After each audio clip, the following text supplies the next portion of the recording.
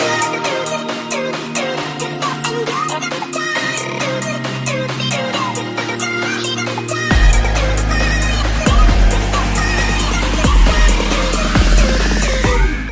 दोस्तों, स्वागत है आप सभी का एक बार फिर से हमारे YouTube channel Lokesh Paikra official में। तो दोस्तों, अभी मैं मौजूद हूँ नया रायपुर में, जहाँ बना है छत्तीसगढ़ के आदिवासियों का एक संग्रहित स्थल बनाया गया है। यह संग्रहालय दोस्तों नया रायपुर अटल नगर के पुरखौती मुक्तांगन के थोड़ा से बगल में है। इस संग्रहालय का शुभारंभ 14 मई 2025 को छत्तीसगढ़ के माननीय मुख्यमंत्री श्री विष्णुदेव साय जी के द्वारा किया गया है। इस संग्रहालय में 14 गैलरी बना है, जिसमें छत्तीसगढ़ की अलग अलग जनजातियों की लोक कला, तीज त्योहार, वेशभूषा, खान पान, रहन सहन तथा उनके जीवन निर्वाह के बारे में दर्शाया गया है। यह संग्रहालय सिर्फ संग्रहालय ही न रहकर छत्तीसगढ़ की सांस्कृतिक विरासत को भी प्रदर्शित करता है।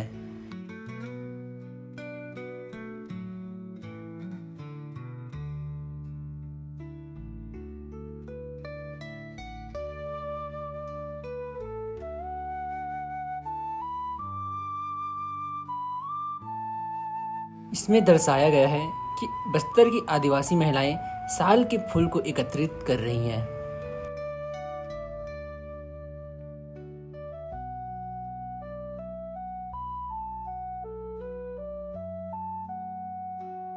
पहाड़ी कोरवा, ज्यादातर इनका निवास स्थान पहाड़ ही होता है। यहाँ पर आप देख सकते हैं एक कोरवा स्त्री और एक पुरुष की जीवंत मूर्ति।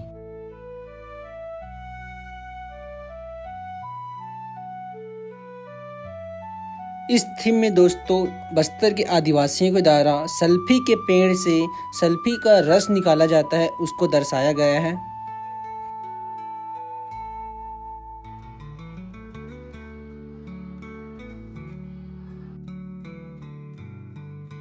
अबूझमड़िया नारायणपुर के जंगलों में निवास करते हैं। इसमें स्त्री और पुरुष को पारंपरिक वेशभूषा के साथ प्रदर्शित किया गया है। बीच में दोस्तों बहुत बड़ा एक हॉल है, जिसमें विभिन्न प्रकार के मूर्तियों का भी संग्रहण किया गया है। तो दोस्तों कुल 14 गैलरी हैं, जिसमें पहला गैलरी है, इसमें जनजाति का परिचय दिया गया है। इसमें सभी प्रकार के जनजातियों के स्त्री और पुरुष का पेपर कटिंग लगाया गया है। पारंपरिक वेशभूषा और कुछ वाद्य यंत्रों के साथ इनका चित्रांकन किया गया है। यहाँ एक डिजिटल डिस्प्ले भी दिया गया है, जिसमें आप क्लिक करके छत्तीसगढ़ के 42 जनजातियों के बारे में एक एक करके पूरा बारीकी से जान सकते हैं।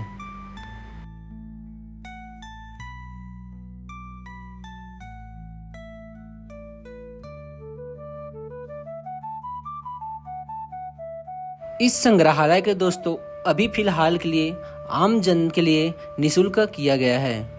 बाद में दोस्तों इनका कुछ चार्जेस लिया जाएगा।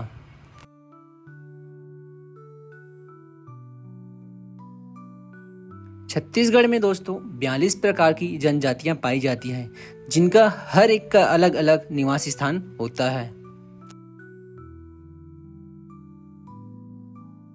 Gallery number 2। गैलरी नंबर 2 में दोस्तों आदिवासियों के जीवन चक्र के बारे में दिखाया गया है। एक पारंपरिक ग्रामीण आदिवासी परिवार का जीवन, जहां लोग एक साथ बैठकर समय व्यतीत करते हैं। इसमें आप देख रहे हैं महिला अपने बच्चे को गोद में रखकर कुछ पारंपरिक प्रक्रिया कर रही है। महिलाओं की पारंपरिक पोशाक, गहने और टैटू उनकी संस्कृति की गहराई को और पहचान को दर्शाते हैं। ग्रामीण खास तौर पे जंगलों से प्राप्त चीजों से ही अपना सामान बनाते हैं। एक बैगा पुरुष पारंपरिक तरीके से मुर्गी की बलि देने के बाद एक तांत्रिक अनुष्ठान कर रहा है। इनके पास रखी हुई थाली में पूजा सामग्री है, दीपक, चावल, पत्ते और रक्त की कुछ बूंदें, जो क्रिया की गंभीरता को दर्शाती है।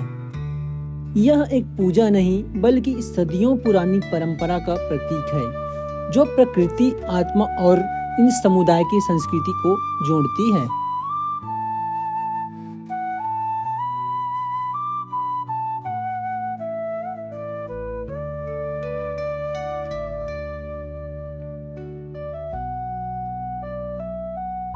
इसमें आप देख रहे हैं एक वधू को हल्दी लगाई जा रही है। यह एक रस्म ही नहीं बल्कि आशीर्वाद है, सुंदरता, स्वास्थ्य और शुभता का।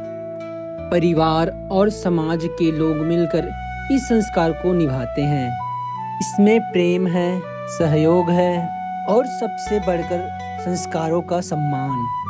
पारंपरिक वस्त्र, वाद्य यंत्र, लोकगीत और रीति रिवाज, यह सब मिलकर इस विवाह को एक आध्यात्मिक अनुभव बना देता है।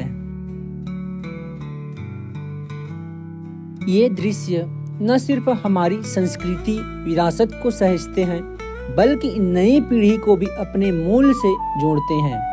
ऐसे झलकियों से हम समझ पाते हैं कि हमारे रीति रिवाज कितने गहरे और सुंदर हैं। मृत्यु संस्कार, यह दृश्य छत्तीसगढ़ के आदिवासी समुदाय की एक गहरी परंपरा को दर्शाता है। जब किसी परिवार में मृत्यु हो जाती है तो शोक की अभिव्यक्ति और आत्मा की शुद्धि के लिए पुरुष अपना बाल मुंडवाते हैं। वहीं दूसरी ओर मृतक की स्मृति में पत्थरों की एक विशेष व्यवस्था की जाती है।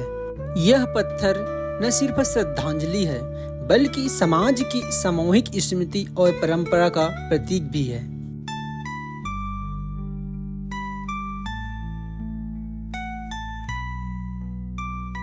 यहाँ कुछ ऐसे चीजों का भी संग्रहण किया गया है जो हमारे पूर्वज बखूबी से उपयोग में लाया करते थे।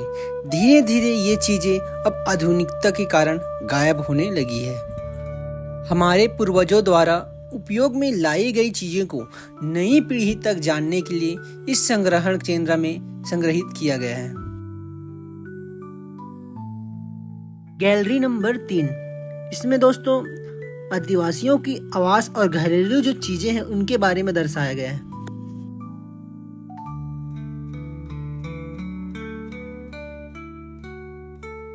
जनजातियों के घर का दृश्य देखिए। छत से लटकती ये मक्के की बालियां, ये उस समय के भंडारण और संरक्षण की तकनीक को दर्शाती है। काले मिट्टी के बर्तन, झोपड़ी की दीवार पर सजावट, सब कुछ अपने आप में एक कहानी कहता है। यह केवल एक घर ही नहीं बल्कि संस्कृति का संग्रहालय है। यह महिला जो आप देख रहे हैं पारंपरिक परिधान में है। उसके पैरों पर टैटू है और हाथ में रस्सी। यह दर्शाता है कि वह घर और कुटीर उद्योग से जुड़ी महिला है।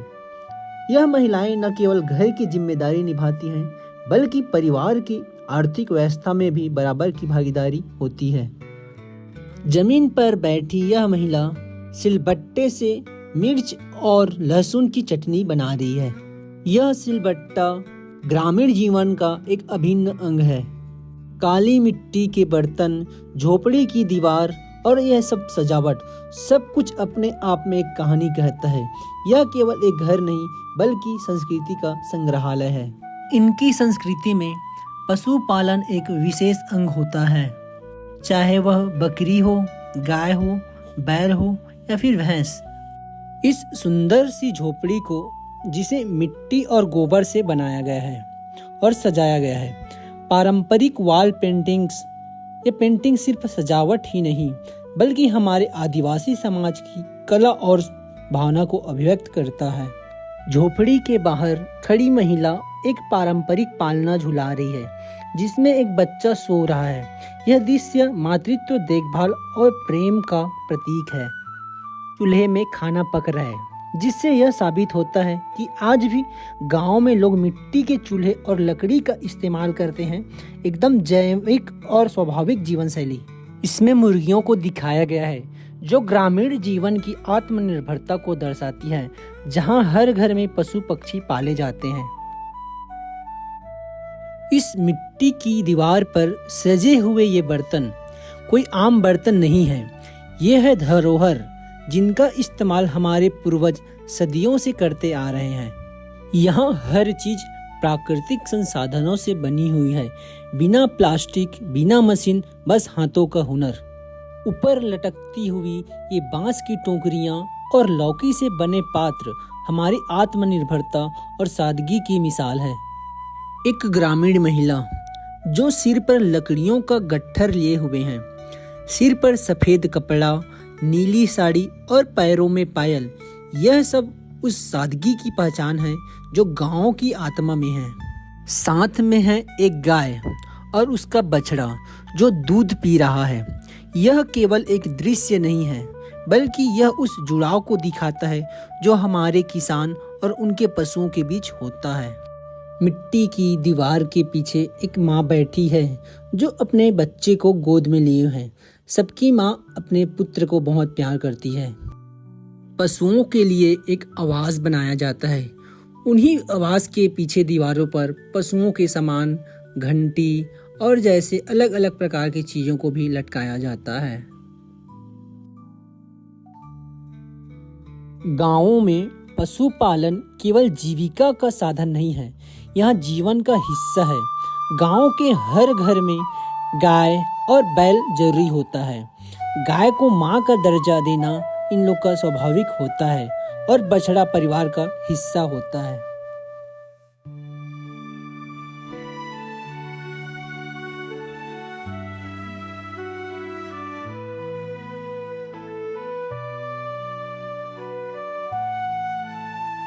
छत्तीसगढ़ की संस्कृति मुख्य रूप से ग्राम्य जीवन पर आधारित है।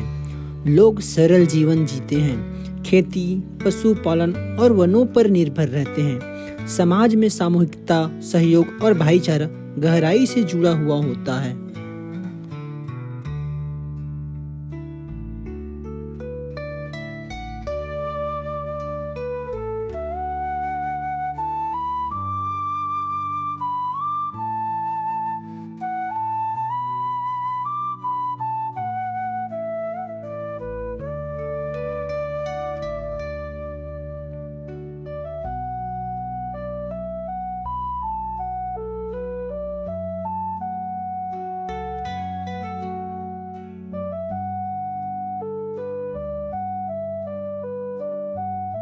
छत्तीसगढ़ के जनजातीय समाज जैसे गोंड, मुरिया, बैगा, उरांव आदि के लिए शिकार भोजन प्राप्त करने का एक प्राकृतिक तरीका था।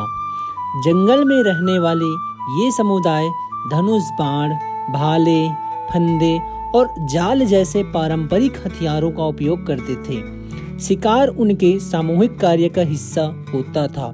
कई लोग मिलकर जंगल जाते, गाना बजाना करते और एक साथ भोजन करते। शिकार करना एक तरह से जंगल के संतुलन को बनाए रखने का तरीका भी था। वे केवल उतना ही शिकार करते जितना जरूरत हो। हर जानवर को शिकार नहीं किया जाता था। कुछ जानवरों को पवित्र माना जाता था, जैसे बाघ या सांप। शिकार से जुड़े कई टोटके, रीति रिवाज और लोकगीत होते थे। मछली पकड़ना, यह गतिविधि अक्सर सामूहिक रूप से होती है। पूरा गांव या मोहल्ला मिलकर तालाब में उतरता है। मछली पकड़ने के दौरान गीत भी गाए जाते हैं। बच्चे, बूढ़े सभी शामिल होते हैं। यह किसी त्योहार जैसा माहौल बन जाता है। बांस और जाल से बनी टोकरी जैसी चीज होती है। इसे पानी में उल्टा डालकर मछलियों को फंसाया जाता है। मछली पकड़ना छत्तीसगढ़ी संस्कृति का सिर्फ एक हिस्सा ही नहीं, बल्कि सामूहिकता, परंपरा, भोजन और आजीविका से जुड़ी एक गहरी गतिविधि है। ये गांवों की सादगी भरी मगर समृद्ध जीवन शैली को दर्शाता है। बड़े तालाबों और नदियों में मछली पकड़ने के लिए पारंपरिक लकड़ी की नाव, जिसे लोकल भाषा में डोंगी कहा जाता है, इसका उपयोग किया जाता है। नाव में बैठकर जाल फेंकने का तरीका छत्तीसगढ़ के कई गांवों में आज भी प्रचलित है।